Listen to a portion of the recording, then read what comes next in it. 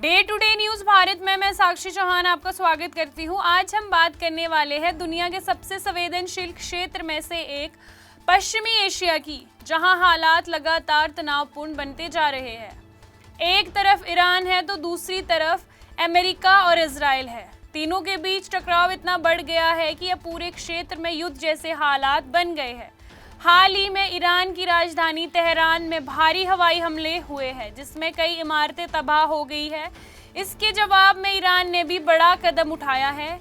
Iraq के Kurdistan क्षेत्र में मिसाइल हमला कर दिया गया है। ऐसे में सवाल उठ रहा है कि आखिर ये संघर्ष कैसे शुरू हुआ और आगे क्या हो सकता है।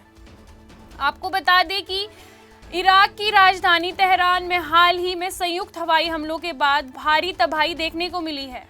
ईरान के सरकारी चैनल प्रेस टीवी द्वारा जारी वीडियो में कई इमारतें पूरी तरह ढह चुकी हुई दिखाई दी गई है। इन वीडियो में देखा जा सकता है कि कई रिहायशी इमारतें मलबे में दब गई है। सड़कों पर धूल और धुएं के गुब्बारे हैं। लोग मलबों के बीच अपने घरों और सामानों की तलाश कर रहे हैं। ईरान का कहना है कि इन हमलों में कई आम नागरिकों के घर भी प्रभावित हुए हैं। हालांकि अमेरिका और इजराइल का दावा है कि उनका निशाना सिर्फ सैन्य ठिकाने थे। इन हमलों का असर केवल इमारतों तक सीमित नहीं रहा। ईरान के ऊर्जा मंत्री अब्बास अलीबादी ने बताया कि देश के कई हिस्सों में पानी और बिजली की आपूर्ति प्रभावित हुई है। उनका कहना है कि बिजली संयंत्रण को नुकसान पहुंचा है और कुछ जल आपूर्ति केंद्र भी प्रभावित हुए हैं। सरकार अब इन सुविधाओं को जल्दी से जल्दी ठीक करने में जुटी है। लोगों से अपील की गई है कि वे फिलहाल बिजली और पानी का उपयोग सावधानी से करें। इसी बीच ईरान भी जवाबी कार्यवाही करता हुआ नजर आया। ईरान की कुर्दिस्तान में कुर्द बलों के मुख्यालय पर हमला किया गया है। ईरान की सरकारी कर्मचारी एजेंसी के मुताबिक ईरानी सेना ने वहां 3 मिसाइलें दागी। ईरान का आरोप है कि ये कुर्द समूह उनके खिलाफ साजिश और गतिविधियां चला रहा था। इस हमले के बाद इराक के कुर्द क्षेत्र में भी तनाव बढ़ गया है। इससे पूरे घटनाक्रम के बीच ईरान के विदेश मंत्री ने अमेरिका को कड़ी चेतावनी दी है। उन्होंने कहा कि अमेरिका ने अंतर्राष्ट्रीय जल क्षेत्र में एक ईरानी युद्धपात पर हमला किया है। उन्होंने अपने बयान में कहा कि अमेरिका ने ये हमला बिना किसी को चेतावनी के किया है। ये एक गंभीर आरोप है और अमेरिका को इसके लिए पछताना पड़ेगा। ये बयान साफ संकेत देता है कि ईरान आने वाले समय में और कड़ा कदम उठा सकता है। भारत में ईरान के राजदूत मोहम्मद फतील ने भी इस पूरे मामले पर प्रतिक्रिया दी। उन्होंने कहा कि ईरान अपने पड़ोसी देशों पर हमला नहीं करता। उन्होंने आरोप लगाया कि इजराइल पर पूरे क्षेत्र में अस्थिरता फैलाने की कोशिश की जा रही है। उन्होंने ये भी दावा किया कि ईरान ने 3 F-15 लड़ाकू विमानों को मार गिराया है। हालांकि इस दावे की कोई स्वतंत्र पुष्टि अभी तक नहीं हुई है।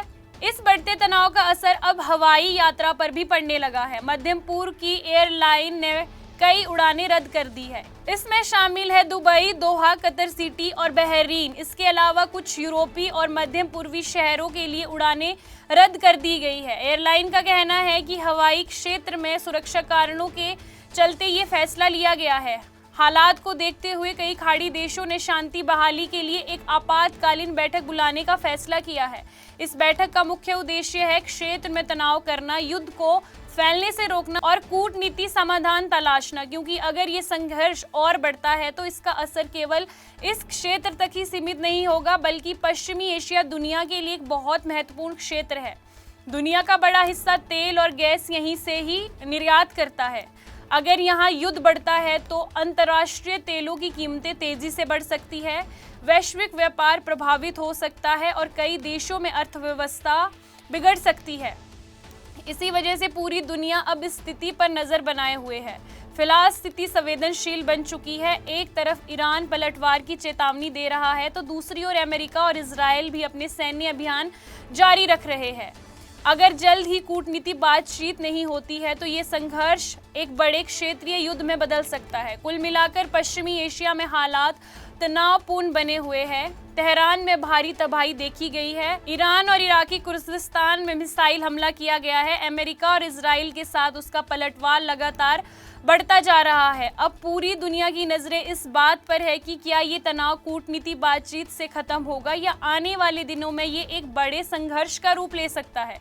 आपको बता दें कि day to day news Bharat निष्पक्ष तरीके से पत्रकारिता करता है। हमारा कोई भी रिपोर्टर फील्ड में किसी से कोई उपहार या विज्ञापन स्वीकार नहीं करता। हम हमेशा दबे कुचले लोगों की आवाज़ बनते आए हैं और आगे भी बनेंगे। अभी के लिए फिलहाल इतना ही।